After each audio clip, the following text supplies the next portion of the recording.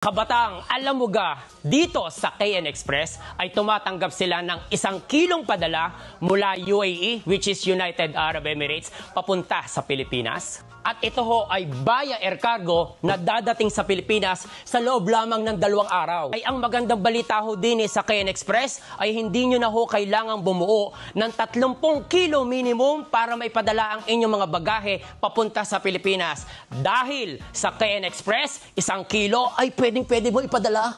Ang magandang balita, tumatanggap din ang KN Express ng commercial shipment via air cargo. Oo, tama ang narinig mo.